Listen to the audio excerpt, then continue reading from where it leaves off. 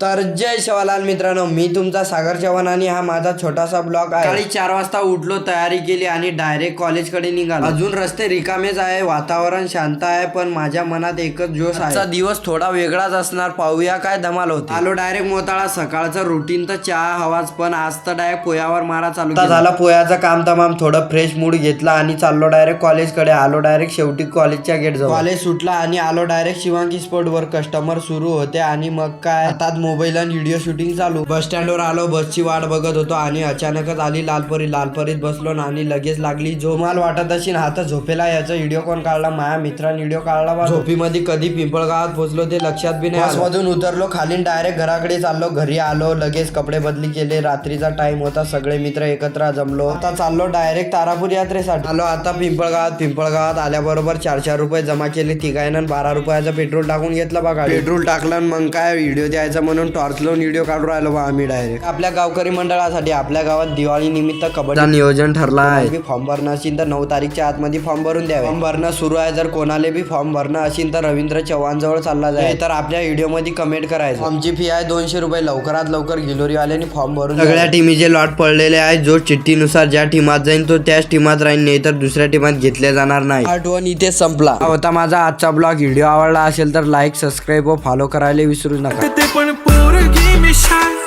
नेहमीसाठी